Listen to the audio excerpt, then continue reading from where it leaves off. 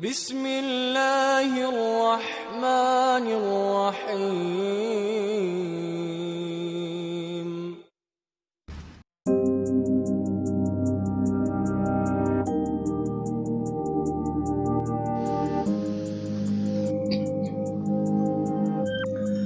Bismillahirrahmanirrahim. Assalamualaikum warahmatullahi wabarakatuh.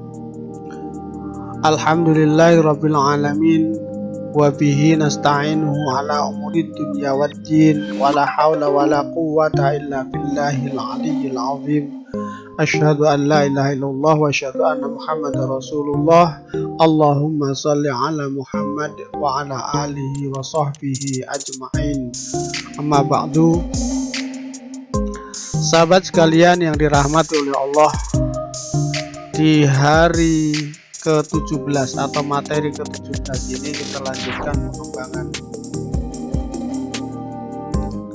diri untuk mengenal audiens, mengenal jamaah, mengenal khalayak, sehingga kita menjadi lebih mudah ketika akan memilih sebuah materi atau menyampaikan sebuah materi di depan audiens. Secara umum, ketika kita ingin mengenal audiens, maka kita harus memetakan 6 unsur yang biasa dipakai, yaitu 5W, 1H, ya, what, who, where, when, why, dan how.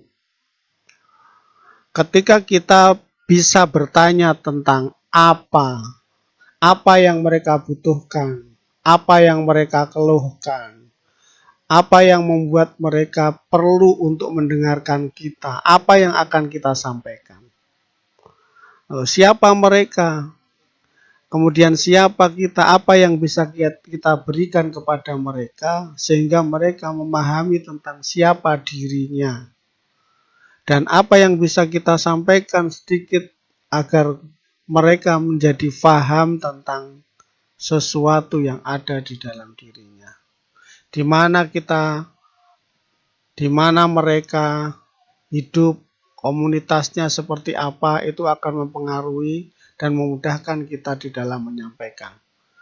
Kapan dibutuhkan, saat itu jugakah, yang akan datangkah, atau tidak ada waktunya, mengapa itu perlu disampaikan, lalu bagaimana solusinya, bagaimana realisasinya, itu menjadi hal yang penting untuk selalu kita bertanya tentang mereka.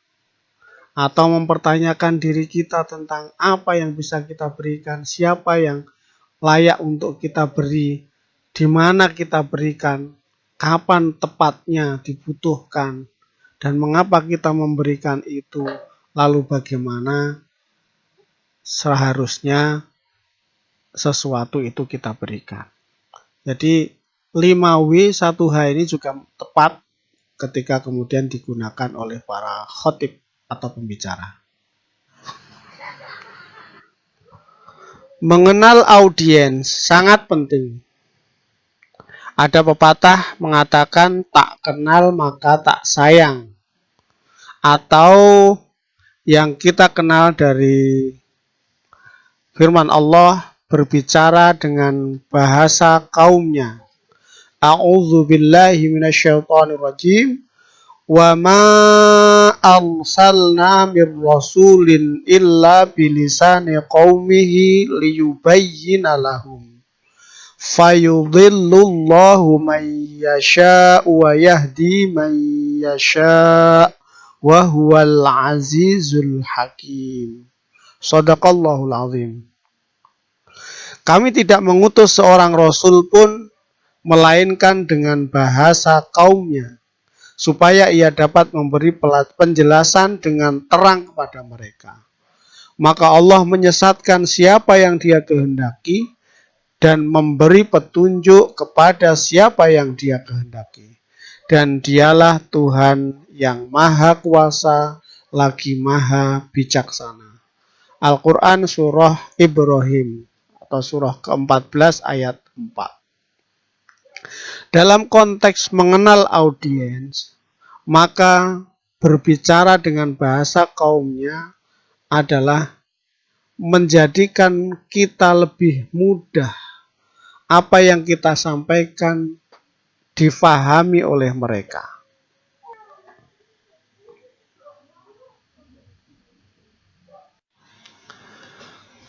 Dalam bahasa Al-Quran ada 6 prinsip komunikasi yang ada. Ada kalimat qaulan sadida, yaitu perkataan yang benar. Sesuatu yang benar adalah sesuai dengan kapasitas keilmuannya, kepahamannya. Qaulan baligho, kalimat kata-kata yang membekas. Qaulan maysura, kalimat yang lemah lembut, atau qaulan layyinan, yang lemah lembut. Qaulan karima, kalimat yang mulia, atau qaulan ma'rufa, kalimat yang baik, mulia juga. Ini beberapa pilihan komunikasi. Sehingga bagaimana kita bisa benar di dalam berbicara, membekas dalam berbicara, lemah lembut, kemudian menjadi kebaikan ketika kita memahami audien itu dengan baik, jamaah itu dengan baik. Apabila tidak, maka kita akan mengalami kesulitan. Apa resikonya ketika tak nyambung? Akan menjadikan Anda kesulitan untuk menyambungkan diri dengan mereka, dan mereka juga kesulitan untuk memahami apa yang kita sampaikan. Ini berujung dalam sebuah kalimat dikatakan frustasi. Kita yang berbicara frustasi karena tidak bisa membuat mereka mengerti, dan mereka pun frustasi karena kesulitan memahami Anda. Seperti contoh seloroh Kiai Anwar Zaid biasanya selalu mengatakan, mbah, gak dirungokno.